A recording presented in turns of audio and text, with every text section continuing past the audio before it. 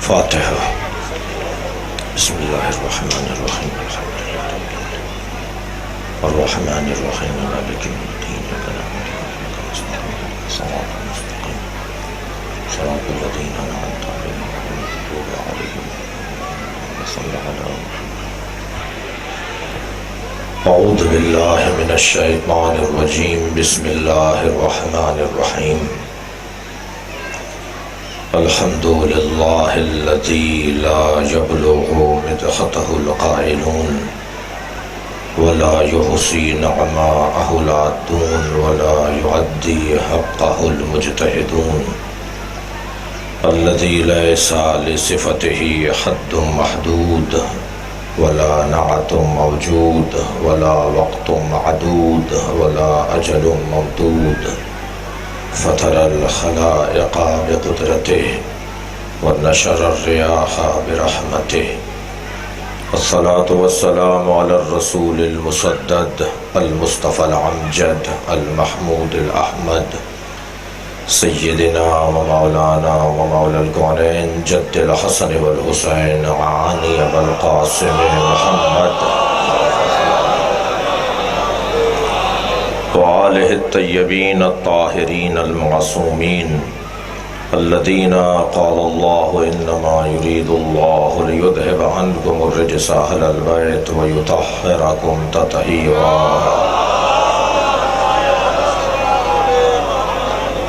ولعنۃ اللہ علی اعدائہم اجمعین من یوم عداوتہم الی قیام یوم الدین۔ اما بعد، قال الحکیم فی قرآن الکریم بسم اللہ الرحمن الرحیم۔ انا اعطیناک الکوثر فصل لربک ونحر ان شانئک هو الابتر۔ صلوات۔ اجازت۔ سورہ مبارکہ کوثر۔ اللہ کے بنائے ہوئوں میں اور بندوں کے بنائے ہوئوں میں فرق ہے۔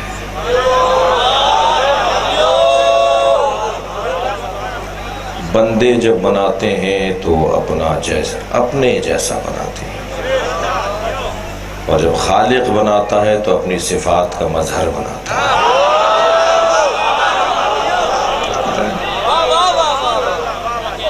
بندوں کے کام اور اللہ کے کاموں میں بڑا فرق ہے۔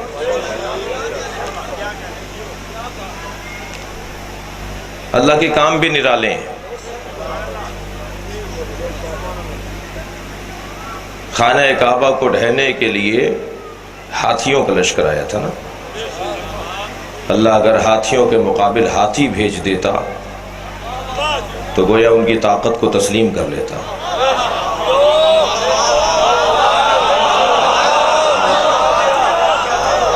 اللہ نے ہاتھیوں کے مقابل ہاتھی نہیں بھیجا، اتنا چھوٹا سا پرندہ جو آپ کی میری مٹھی میں آ جائے، ابابیل، ایک معمولی چھوٹا سا پرندہ۔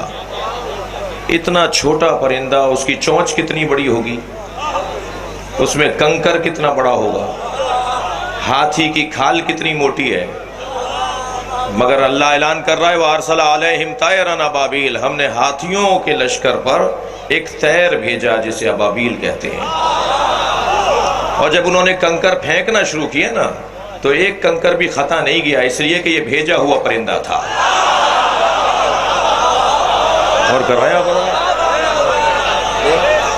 پرندہ بھیجا ہوا ہو تو غلطی نہیں کرتا، نبی بھیجا ہوا، محمد بھیجا ہوا غلطی اور کر رہے۔ اللہ کا کام دیکھیں کتنا نرالا ہے۔ ہاتھیوں کے مقابل ہاتھی نہیں، پرندہ، معمولی سا پرندہ۔ اچھا، میں نے اپنے ایک بزرگ سے سنا، انہوں نے کہا کہ یہ امام رضا سے انہوں نے حدیث دیکھی ہے۔ میں نے حدیث نہیں دیکھی لیکن میں نے بزرگ سے سنا ہے کہ جب یہ پرندے، یہ ابابیل کا لشکر، یہ پرندے کنکر پھینک رہے تھے تو جبریل نازل ہوئے اور ایک پرندے سے کہا کہ تم اپنے کنکر کو بچا کے رکھو، اور وہ پہاڑوں میں ایک جگہ گھونسلہ بنا کر رہنے لگا یہاں تک کہ دوسری وحی آئے، اور جب غدیر کے میدان میں علی کے مخالف نے کہا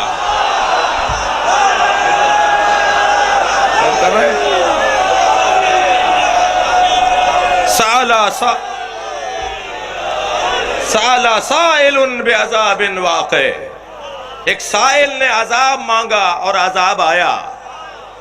اچھا، آپ کی توجہات بھرپور ہیں، ملتان کا منتخب مجمع ہے، سالانہ قدیمی مجلس عزا ہے، میرے بزرگ سینئر استاد، ایک ایسی شخصیت کے جن کو میں بچپن سے سنتا آ رہا ہوں، میرے لیے سعادت مندی ہے کہ وہ مجھے سن رہے ہیں۔ جناب علامہ محمد عباس قمی صاحب، ان کی خدمات اور ان کی عزاداری کے حوالے سے جو ان کی تاریخ ہے وہ آپ سب مجھ سے بہتر جانتے ہیں۔ تو میں ایک جملہ کہتا ہوں، آگے بڑھ رہا ہوں، کہ وہ جو عذاب مانگ رہا تھا نا مولا علی کا مخالف، قرآن تو یہ کہہ رہا ہے کہ ما کان یعذبہم وانت فیہم، ہم ان پر عذاب نہیں نازل کریں گے اس لیے کہ اے میرے حبیب تم ان کے درمیان رہتے ہو۔ یعنی اللہ امت محمدیہ پر عذاب نازل نہیں کرتا اس لیے کہ سرکار درمیان میں ہیں، مگر غدیر میں ایک کنکر اترا، ایک عذاب آیا، ایک سائل نے عذاب مانگا اور عذاب آیا۔ یا اللہ یہ استثناء کیسا ہے؟ جواب صرف اتنا ہی آئے گا، علی کا دشمن ایسا ہے کہ یہ نبی مکرم کے ہوتے ہوئے بھی عذاب سے بچ نہیں سکتا۔ چمن چمن گلی گلی، علی علی علی علی، نگر نگر گلی گلی، ماشاءاللہ، دم دم، علی علی، ہر دم، علی علی، نعرہ حیدری، علی علی علی۔ اللہ کے کاموں میں اور بندوں کے کاموں میں فرق ہے۔ اس نے ہاتھیوں کے لشکر کو بھاگنے پر مجبور کیا ان معمولی پرندوں کے ذریعے۔ سرکار دو جہاں جب ہجرت فرما رہے ہیں تو سرکار غار میں ہیں، اور یہ پیروں کے نشان دیکھتے ہوئے غار کے دہانے تک پہنچ گئے۔ اچھا، ویسے کام بھی ان کا یہی تھا۔ تو جب پہنچے غار کے دہانے پر تو پیر بتا رہے ہیں کہ یہ اندر گئے ہیں، نشان بتا رہے ہیں کہ سرکار اندر گئے ہیں، لیکن غار کے دہانے پر مکڑی نے جالا تنا ہوا ہے، کبوتری نے انڈے دیے ہوئے ہیں، جی آثار بتا رہے ہیں کہ سرکار اندر ہیں، جی مکڑی کا جالا بتا رہا ہے کہ اندر نہیں ہے۔ احوان بیوت ہے، قرآن کہہ رہا ہے نازک ترین گھر ہے، ایک پھونک سے ٹوٹ جاتا ہے، اتنا بڑا جالا بنا ہوا ہے، یہ اندر چلے گئے تو جالا نہیں ہونا چاہیے تھا۔ پیر بتا رہے ہیں کہ اندر گئے ہیں، نشان بتا رہے ہیں کہ اندر گئے ہیں، جالا بتا رہا ہے کہ اندر نہیں گئے۔ میں اب آپ سے سوال کر رہا ہوں، نبی غار میں ہیں، اللہ اہتمام کر رہا ہے نہیں ہے؟ نبی بستر پر نہیں ہے، اللہ اہتمام کر رہا ہے؟ اور کر رہے ہیں اب حضرات؟ نبی غار میں ہے، اللہ اہتمام کر رہا ہے نہیں ہے؟ بستر پہ نہیں ہے، اللہ اہتمام کر رہے ہیں؟ اللہ تقیہ کرے تو جائز کر رہے ہیں؟ اور کیا آپ نے؟ اللہ کا کام ہی کچھ اور ہے۔ میں نے بہت زحمت دی آپ کو تمہیدی بیان کے اندر، ایک جملہ کہتا ہوا آگے بڑھ رہا ہوں۔ عزیزو، انتہائی محترم سننے والوں سے مخاطب ہوں، مجلس کا عنوان بھی بہت ہی ضروری عنوان ہے۔ اللہ کے کاموں میں اور بندوں کے کاموں میں یہ فرق ہے، جب بندے کام کرتے ہیں تو ابتر ہو جاتا ہے، جب اللہ کام کرتا ہے تو کوثر ہو جاتا ہے۔ اللہ کا کام خیر ہی خیر ہے، اِنَّا أَعْطَيْنَاكَ الْكَوْثَرَ، ہم نے اے میرے حبیب آپ کو خیر ہی خیر فاطمہ زہرا عطا کر دی۔ فَصَلِّ لِرَبِّكَ وَانْحَرْ، اپنے رب کا شکریہ نماز کی صورت میں ادا کرو، بڑی قربانی دو، نہر کی قربانی دو، تمہارا دشمن ہی بے نام و نشان رہے گا۔ قرآن میں صرف 2 سورے ہیں جو 3 آیتوں پر مشتمل ہیں۔ سب سے چھوٹا سورہ قرآن کا سورہ کوثر، جی مگر یہ کس نے کہہ دیا جو چھوٹا دکھائی دے وہ چھوٹا ہو؟ یہ جس جگہ ہم بیٹھے ہیں نا، یہ اینک بدلنے کی جگہ ہے، یہ مجلس عزا دید بدلنے کی جگہ ہے۔ یہاں وہ دکھایا جاتا ہے جو حقیقت ہو، یہاں بیٹھنے والا صاحب بصارت نہیں صاحب بصیرت ہوتا ہے۔ یہ کس نے کہا ہے کہ جو تمہیں چھوٹا دکھائی دے اسے چھوٹا مانو، جو تمہیں لمبا چوڑا دکھائی دے اسے بڑا مانو؟ مہنگے کپڑے پہننے والا امیر آدمی نہیں ہوتا۔ بہت سارے لوگوں کو آپ نے دیکھا ہوگا کلف کے کپڑے پہن کے ٹیڑھے ٹیڑھے چل رہے ہوتے ہیں۔ بہت سے لوگوں کے کپڑوں میں کلف ہوتا ہے، کچھ لوگوں کی گردنوں میں کلف ہوتا ہے۔ اس مجلس میں بیٹھنے والے وہ لوگ ہیں کہ جن کے ہاں تکبر نہیں ہوتا۔ عزادار اور متکبر ایک جگہ جمع نہیں ہوتے۔ جو مجلس میں آتا ہے وہ متکبر نہیں ہوتا، جو مجلس میں نہیں آتا اس کا تکبر ہوتا ہے، جو اسے روک رہا ہوتا ہے۔ یہ فرش ہمیں تکبر مٹانے کا ایک بہترین مشق ہے۔ اللہ کو پسند نہیں ہے الکبر و ردائی، تکبر میرے کپڑے ہیں۔ جس نے تکبر اختیار کیا اس نے میرے کپڑوں میں ہاتھ ڈالا۔ اللہ کو پسند نہیں ہے تکبر۔ کیسے مٹائیں یہ تکبر؟ مجلس میں آ جاؤ۔ اور فرما رہے ہیں خبردار، مہنگے کپڑے سے کوئی آدمی مہنگا نہیں ہوتا، بڑی گاڑی سے اترنے والا بڑا نہیں ہوتا، اونچے مکان میں رہنے والا بڑا آدمی نہیں ہوتا۔ کسوٹیاں بدلنے کی ضرورت ہے، دید بدلنے کی ضرورت ہے۔ اور جتنا وقار میرے مولا علی نے فقیروں کو دیا ہے، جتنا وقار اور اعتماد میرے مولا علی نے فقیروں کو دیا ہے، کسی اور کے اس کا تصور نہیں ہے۔ اس بنیاد پر فیصلہ نہیں ہونا کہ کس کے کپڑے مہنگے ہیں اور کس کے کپڑے پھٹے ہوئے ہیں۔ نہیں، خبردار، جس کے کپڑے مہنگے ہوں اس کا احترام زیادہ نہ کریں، جس کے کالر پھٹے ہوئے ہوں اس کی بے احترامی نہ ہو۔ اللہ نے اپنے ولیوں کو فقیروں میں چھپایا ہوا ہے۔ خیال کرنے کی ضرورت ہے، احترام کرنے کی ضرورت ہے۔ مگر کیا کریں، ہم جس دنیا میں رہ رہے ہیں یہ دنیا دھوکے کی جگہ ہے، دنیا ہے ہی دھوکہ۔ جی، اس دنیا میں سب سے پہلا تحفہ ہمیں جو ملا ہے وہ ہے لباس۔ ابھی 5 منٹ پہلے پیدا ہوئے تھے، دنیا میں آئے تھے، جی نہلا دھولا کر جو سب سے پہلی چیز پہنائی گئی ہے، جو دی گئی ہے دنیا کی، وہ لباس۔ لباس عربی زبان کا لفظ ہے، لباس عربی زبان کا لفظ ہے، اس کا مطلب ہے دھوکہ۔ لباس کا ایک مطلب ہے دھوکہ، لباس یعنی دھوکہ۔ مہنگے کپڑے پہنے ہوئے کوئی آ رہا ہوتا ہے نا، ہم سنبھل کے بیٹھتے ہیں، کوئی بڑا آدمی آ رہا ہے، بیچارے پھٹے کپڑوں میں، جس کی پائچہ ادھڑا ہوا ہو، جس کی جیب پھٹی ہوئی ہو، جس کا کالر ادھڑا ہوا ہو، جس کے بٹن ٹوٹے ہوئے ہوں، ہم اس کے سلام کا جواب بھی نہیں دیتے، تو دھوکہ ہو رہا ہے یا نہیں؟ بھائی تھوڑا سا بولیے، گردن ہلا دیجئے۔ یعنی ہم کپڑوں کی بنیاد پر فیصلے کر رہے ہیں نا۔ مہنگے کپڑے والا آدمی ہمیں مہنگا لگ رہا ہے، پھٹے کپڑے والا ہمیں حقیر لگ رہا ہے، تو یہ ہم غلط فیصلے کر رہے ہیں نا۔ جو بڑی گاڑی سے اتر رہا ہے ہم کہہ رہے ہیں بڑا آدمی ہے۔ دنیا کی مخالفت میں تقریر نہیں کر رہا، یہ ذہن میں رہے کہ اللہ نے دنیا مومن کے لیے بنائی ہے، مومن کو دنیا کے لیے نہیں بنایا۔ جتنا اس سے آپ دور بھاگیں گے اتنا یہ آپ کے قریب آئے گی۔ غور کیا؟ تو یہ کسوٹیاں نہیں ہیں، یہ پیمانے نہیں ہیں۔ ہم جہاں بیٹھے ہوئے ہیں یہاں دید بدلی جاتی ہے، حقیقت دکھائی جاتی ہے۔ میں ایک جگہ سے گزر رہا تھا، رستے میں سانپ بیٹھا ہوا تھا، تھکے ہوئے تو نہیں ہیں؟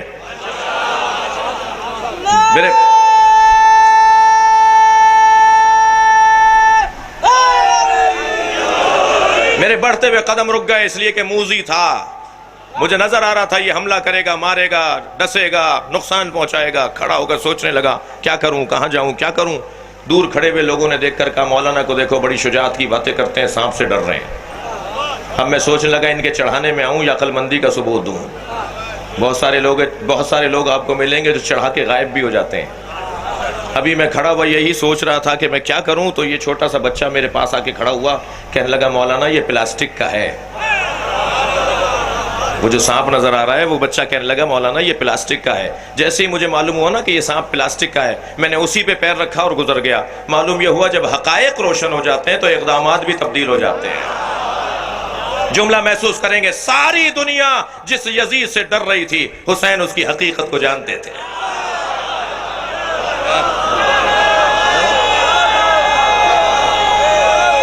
اور کر رہے ہیں، بس یہیں سے میں ایک اور گریز کا جملہ لوں۔ عزیزانی گرامی، یہ ہمارا دشمن جو پاکستان میں آج منہ چھپائے پھر رہا ہے، ویسے میں پاکستان میں اپنا دشمن کسی کو ماننے کو تیار نہیں ہوں۔ یہ جنہوں نے پاکستان کی دیواریں کالی کی نا تکفیری نعروں سے، کافر کافر کے نعروں سے، جنہوں نے پاکستان کا ماحول خراب کیا، یہ ہمارے دشمن نہیں ہیں۔ یہ بچہ سوال کر رہا تھا کہ دو طرح کے شیعہ رہتے ہیں، شیعہ دو طرح کے نہیں ہوتے، شیعہ دو طرح کے نہیں ہوتے۔ عزیزان گرامی، یہ سازش ہے MI6 والوں کی کہ ماتمیوں کو نمازیوں سے لڑاؤ۔ اور کر رہے ہیں، ہو نہیں سکتا کوئی نمازی ہو اور وہ ماتمی نہ ہو نہیں سکتا کوئی ماتمی ہو اور وہ نمازی نہ ہو۔ نماز تو ہمیں ماتم کی دعوت دیتی ہے۔ غور کر رہے ہیں آپ حضرات؟ یہ کوئی تقسیم نہیں ہے شیعوں کے اندر، یہ MI6 کا کارنامہ ہے جو اس وقت ہمیں دنیا میں نظر آ رہا ہے۔ اور فرما رہے ہیں پاکستان میں ہمارا کوئی دشمن نہیں ہے۔ کون کہتا ہے ہم میں اختلاف ہے؟ اس بچے کو جواب دے رہا ہوں، کون کہتا ہے ہم میں اختلاف ہے؟ ابھی ذاکر غضنفر عباس صاحب تھے، زیغم عباس صاحب پڑھ رہے تھے، میں نے انہیں سنا یا نہیں سنا؟ انہوں نے مجھ سے تو اجازت نہیں لی، لیکن میں نے کہا کہ جی اور پڑھیے، میں خود ایک ذاکر کی اولاد ہوں، میرے 7 پشتوں میں ذاکرین چلتے آ رہے ہیں، میرے والد اب بھی ذاکر ہیں، سرائکی میں بھی پڑھتے ہیں، پنجابی میں بھی پڑھتے ہیں، سندھی میں بھی پڑھتے ہیں، اردو کے تو ادیب ہیں وہ۔ ان ذاکرین کا ہم پر احسان ہے، ان ذاکرین کا ہم پر احسان ہے، اس وقت میں تشیع کے سفر کو آگے بڑھایا ہے جس وقت میں سفر آگے بڑھانا مشکل تھا۔ کچھ پیسوں کے معاملات، کچھ مادی معاملات میں اگر آپ ان سے الجھ رہے ہیں تو بیٹھ کر بات کرنے کی ضرورت ہے، تذکر دینے کی ضرورت ہے۔ امام حسین کی مجلس کی آپ نیاز کیا دیں گے ہمیں؟ جی مجھے طے نہیں کرنا چاہیے، اس لیے کہ میں نے اگر طے کر کے مجلس کے پیسے لے لیے تو میں آخرت کا ثواب اپنا کم کر دوں گا۔ اور یہ پیسہ کتنے دن چلتا ہے بھائی؟ میں تو خود میں تجربہ کر رہا ہوں نا، بن مانگے بڑے بڑے لفافے ملتے ہیں، مگر یہ دیکھ رکتا ہی نہیں ہے، یہ دوسرے دن تیسرے دن سے زیادہ چلتا ہی نہیں ہے پیسہ۔ لہٰذا یہ والی الجھنیں نہیں۔ کون کہتا ہے ہمارے درمیان اختلاف ہے؟ ہمارے درمیان اختلاف نہیں۔ اسی مجمع میں 10 لوگوں کو جانتا ہوں جو تحریک جعفریہ شیعہ علماء کونسل کے لوگ ہیں، 10 کو دیکھ رہا ہوں کہ جو مجلس وحدت کے لوگ ہیں، 10 کو دیکھ رہا ہوں جو ISO کے لوگ ہیں، JSO کے لوگ ہیں، سنگتوں کے لوگ ہیں۔ چاچا بالی کے ساتھ تو رات کو میں نے سفر کیا ہے جہاز میں،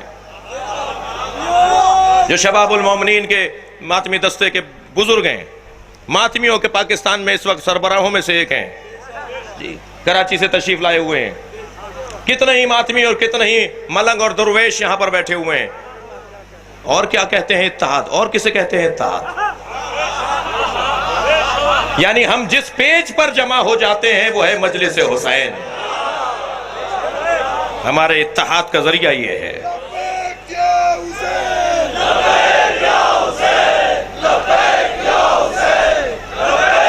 ماشاءاللہ۔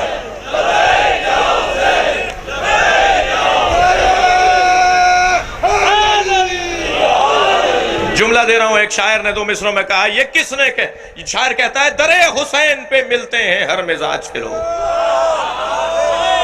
اور کر رہے ہیں، درے حسین پہ ملتے ہیں ہر مزاج کے لوگ، یہ دوستی کا وسیلہ ہے دشمنی کا نہیں، یہ جوڑنے کی جگہ ہے۔ اور ہم تو مجلس کرتے بھی امام بارگاہ میں، مسجد میں تو مجلس بھی نہیں کرتے۔ تھک تو نہیں رہے نا؟ پورے دنیا کے شیعہ امام بارگاہ علیحدہ بناتے ہیں، مسجد علیحدہ بناتے ہیں۔ کیوں؟ آپ کے پاس پیسہ زیادہ ہے، آپ مسجد میں مجلس کیوں نہیں کرتے؟ یہ دوسری عمارت آپ نے کیوں بنائی ہے؟ سب مدرسہ بناتے ہیں، آپ بھی بناتے ہیں، سب مسجد بناتے ہیں، آپ بھی بناتے ہیں، آپ امام بارگاہ بھی بناتے ہیں، کیوں؟ پیسے زیادہ ہیں۔ اس کی ایک علت سن لیجئے۔ اگر کوئی آج عیسائی اور ہندو آ کر مولانا سے کہے مجھے قرآن دیجئے، میں قرآن پڑھ کر سمجھوں گا پھر اسلام قبول کروں گا، تو مولانا قرآن دینے کو تیار نہیں ہے۔ کل قیامت میں اگر اس ہندو نے اللہ کی بارگاہ میں مقدمہ رکھ دیا، یا اللہ میں اسلام سمجھنا چاہتا تھا، مسلمان نے قرآن نہیں دیا،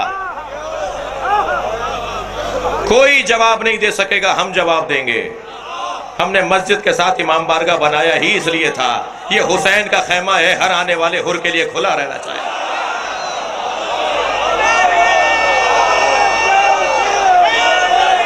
ہو جائے؟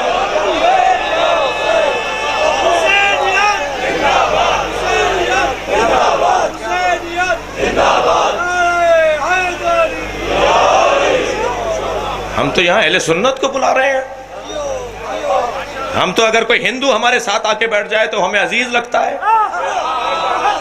میں سندھ میں مجالس کی نسبتاً زیادہ رہتی ہے پڑھنے کے اتفاق اپنے شہر سے قریب ہونے کی وجہ سے. سندھ کا تو ہندو بھی عالی مدد بولتا ہے. سندھ کے تو سنی کے گھر پہ بھی علم لگا ہوا ہے. یہ کس نے کہہ دیا کہ ہماری ہے کربلا؟ عباس زیدی کے 2 مصرے سنا رہا ہوں. یہ کس نے کہہ دیا کہ ہماری ہے کربلا؟ حق بات تم کہو تو تمہاری ہے کربلا.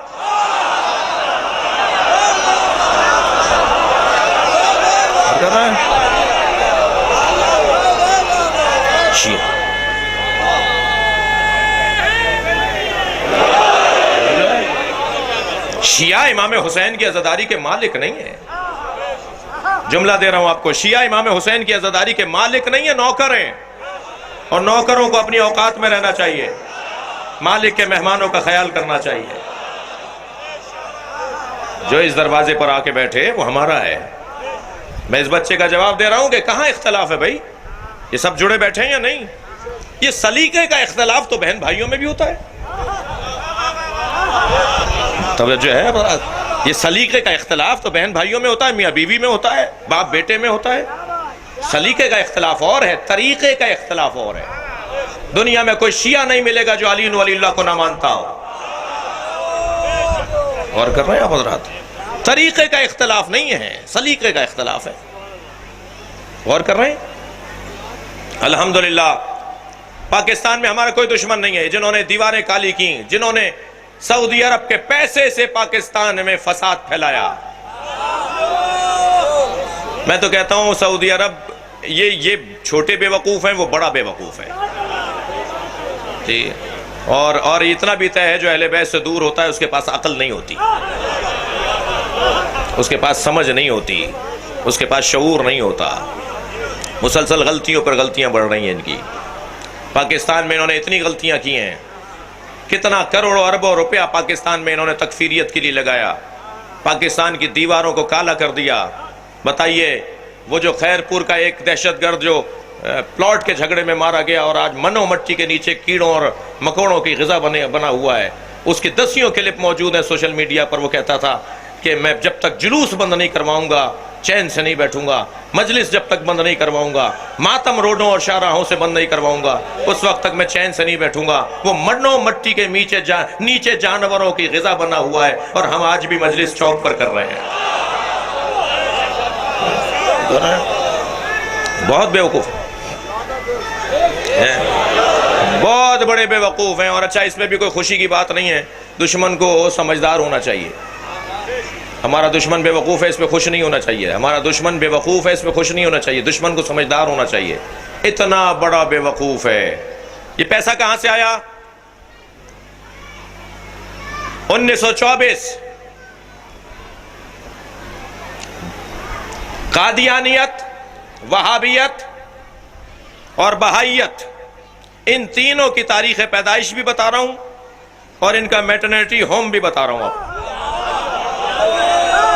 اور کر رہے ہیں؟ یہ تینوں 1924 کی پیداوار ہے. برطانیہ کے سفارت خانے نے قادیانیوں کو بنایا، برطانیہ کے سفارت خانے بہائیوں کو بنایا، برطانیہ کے سفارت خانے نے کس کو؟ وہابیوں کو بنایا. وہابیوں کو بنایا عرب دنیا کے لیے، قادیانیوں کو بنایا بر صغیر کے لیے، بہائیوں کو بنایا فارسی زبان والوں کے لیے، مسلمانوں میں افتراق ڈالنے کے لیے. ان کی تاریخ پیدائش ہے 1924. بہائی اس وقت کم ہوتے ہوتے 15-20% رہ گئے. قادیانیوں کا پاکستان کے اندر وہ کیفیت نہیں رہی. اب یہ زیادہ تر لندن میں اور آسٹریلیا میں اور ان ممالک کے اندر ان کے ادارے ہیں. وہابیت اس لیے پھیلی کہ ان کے پاس سعودی عرب کا پیسہ تھا، تیل کا پیسہ تھا. انہوں نے بہت پیسہ خرچ کیا دنیا بھر کے اندر اپنے نظریات کو آگے بڑھانے کے لیے.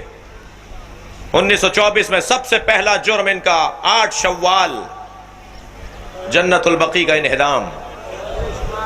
پھر یہ گئے جنت المعلی مکہ المکرمہ میں، انہوں نے جناب خدیجہ جناب ابو طالب کے مزاروں کو گرایا. پھر یہ گئے کربلا میں، انہوں نے کربلا پہ چڑھائی کی. میرے مولا امام حسین کے روزے کو انہوں نے متاثر کیا. اور 6000 زائرین کو شہید کیا. 600 نہیں، 6000 امام حسین کے زائرین کربلا میں 1924 میں آل سعود کی وجہ سے، ان کے کہنے پر، ان کے حکم پر، ان کے لشکر سے شہید ہوئے. بر صغیر کے اندر تحریک خلافت کا آغاز ہوا. سن لیجئے دو چار جملے تاریخ کے. بر صغیر کے اندر تحریک خلافت کا آغاز ہوا. مولانا محمد علی جوہر، سید محمد دہلوی جی، جناب جارچوی، مولانا جارچوی صاحب، بزرگ علماء شیعہ اور علماء اہل سنت نے تحریک خلافت بنائی. وائسرائے سے جا کے لندن میں ملے، سعودی عرب کی شکایت کی، تحریک چلی، لیکن وہاں پیسہ بہت تھا. اور آپ تو جانتے ہیں کہ کربلا میں بھی حسین کو 2 چیزوں نے قتل کروایا ہے، یا حب دنیا نے یا بغض علی نے. شام والے بغض علی کی بیماری میں مبتلا تھے، کوفے والے حب دنیا کی بیماری میں مبتلا. یہ 2 چیزیں حسین قتل کروا دیتی ہیں. یہ 2 چیزیں، حب دنیا، پیسہ، دولت. یہ بہت بہت بہت بڑے بڑے جرم کروا دیتا ہے یہ پیسہ. لہذا پوری دنیا میں انہوں نے اپنے عقائد کے پرچار کے لیے جو ظلم کیا وہ آپ کے پیش نظر ہے. پاکستان کا ISI کا سربراہ جو مرحوم ہو چکا، اس نے ٹی وی پہ کہا، ریکارڈ موجود ہے، کہ یہ جماعت، تکفیری جماعت، یہ ہم نے بنائی تھی. انہوں نے کہا ہے کہ ہم نے ایران کے انقلاب کو روکنے کے لیے جماعت بنائی. ایران کا انقلاب کیا تھا؟ علی ولی اللہ کی صداؤں کا پھیلنا، اہل بیت کی تعلیمات کی تشریح و تفسیر. اور فرما رہے پیسہ بہت خرچ کیا گیا. لیکن عزیزوں میں عرض کروں کہ ہمارے ہاں پاکستان کے اندر جو تکفیریوں نے کام کیا، وہ پیسہ ان کا ضائع گیا. میں جملہ کہہ رہا ہوں، پاکستان میں ہمارا دشمن بے وقوف ہے، جس کی دلیل یہ ہے کہ وہ ہمارے بدن کو مارتا ہے، ہم اس کے نظریے کو مارتے ہیں.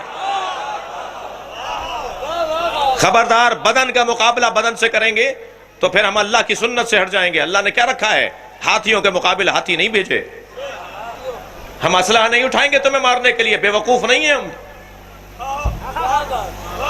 ہم تمہیں قتل کرنے کے لیے اسلحہ نہیں اٹھائیں گے، اس لیے کہ بدن مرے گا بدن کے مارنے پر.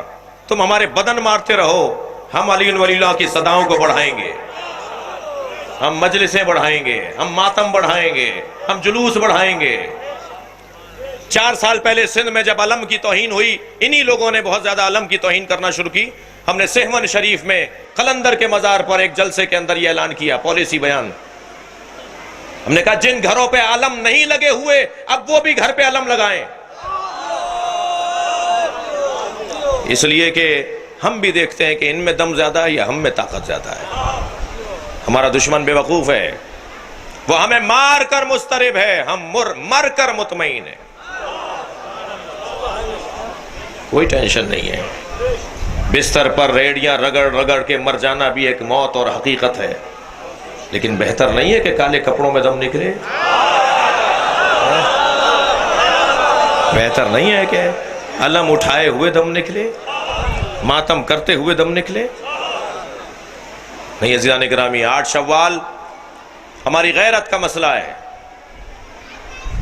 8 شوال سیدہ سے ہم شرمندہ ہیں، 4 اماموں سے ہم شرمندہ ہیں. اپنی شرمندگی کا اعلان ہے یہ مجلس. ہم رو کر، ماتم کر کے، گریہ کر کے، اپنے غم کا اظہار کر کے بی بی سے معافی مانگ رہے ہیں. بی بی، یہ اتنا بڑا مجمع جب یہاں ہزاروں کلومیٹر کے فاصلے پر بیٹھ کر آپ کے منہدم مزار پہ رو سکتا ہے، تو یہ منتظر ہے کہ کب منتظر آئے اور وہ مزار دوبارہ تعمیر ہو. میرے بزرگ تشریف فرمائے، انہیں زیادہ انتظار نہ کرواؤں. مصائب کے حوالے سے ان کا نظیر نہیں ہے، ان سے استفادہ ہوگا. بی بی، ہم آپ سے شرمندہ ہیں. میں جنت البقیع میں حضرت ام البنین کی قبر پہ کھڑا تھا، بی بی کو سلام کر رہا تھا. جنت البقیع کے مین دروازے سے لبنانیوں کا ماتمی دستہ اندر آیا جو نوحہ پڑھتے ہوئے آ رہے تھے. اور ان کے نوحے کا مصرع یہ تھا کہ اے مادر عباس تمہاری قبر تو مل گئی، اجرکم اللہ۔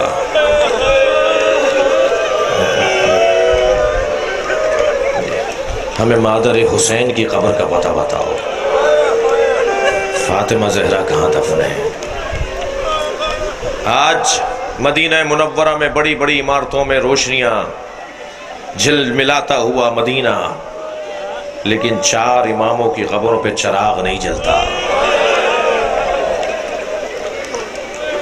میں آپ رونے والوں سے کہوں گا، جب آپ اپنے کبھی کسی عزیز کی قبر پہ چراغ جلائیں نا، تو اس چراغ کے ساتھ ایک اور چراغ بنام امام جعفر صادق جلایا کریں،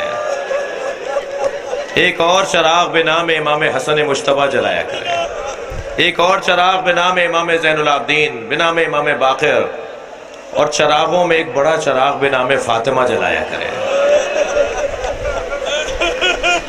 یہ مشق اگر ہمارے ہاں جاری رہے تو ایک جذبہ ہے، ایک بی بی سے محبت کا اظہار ہے۔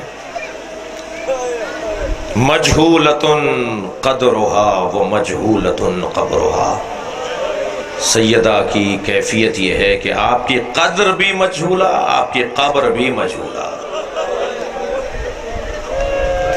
کہاں جا کر دیکھیں، کہاں ڈھونڈیں؟ جنت البقیع میں بی بی کو سلام کریں، محراب اور منبر کے درمیان کریں، حجرہ پیغمبر پہ جا کے سلام کریں؟ جی کہاں ہے سیدہ؟ سیدہ کا مزار رہنے نہیں دیا۔ میں جنت البقیع کے دروازے سے نبی کو سلام کر رہا تھا، میں نے کہا یا رسول اللہ میں آپ کی بیٹی کی قبر ڈھونڈ رہا ہوں،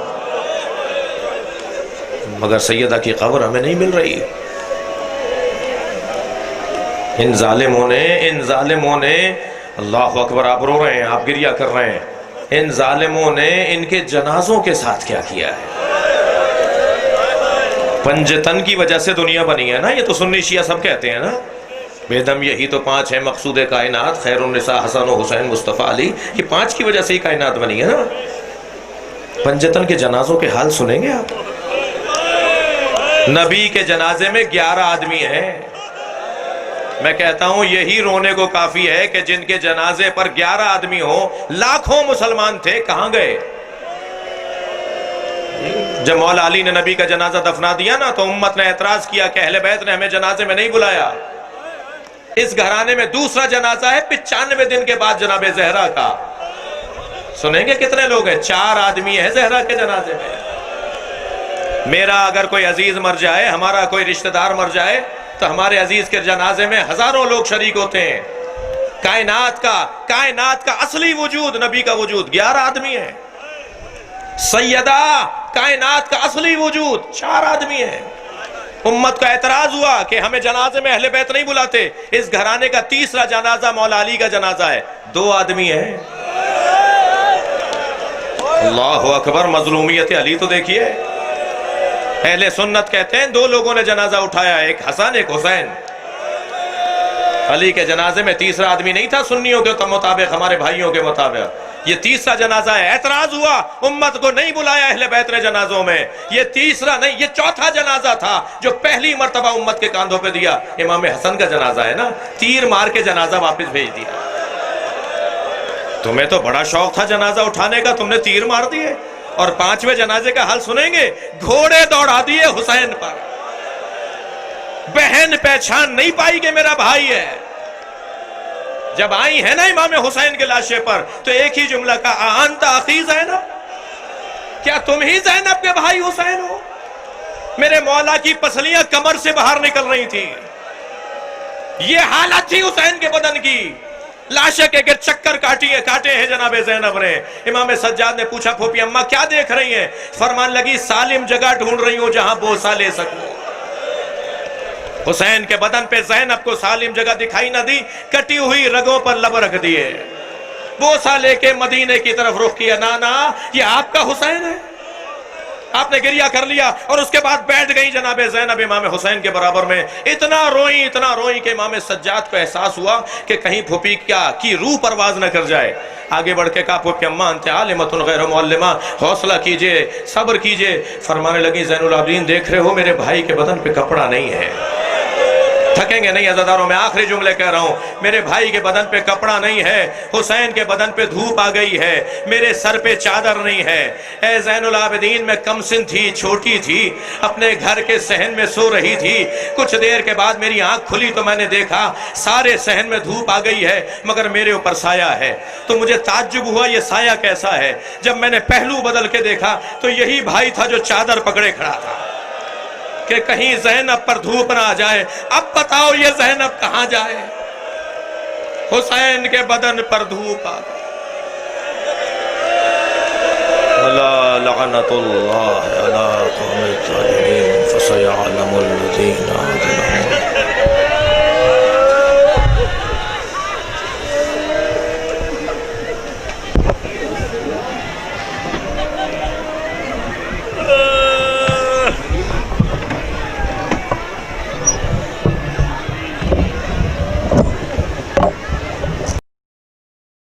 Subscribe now and press the bell icon. Never miss an update.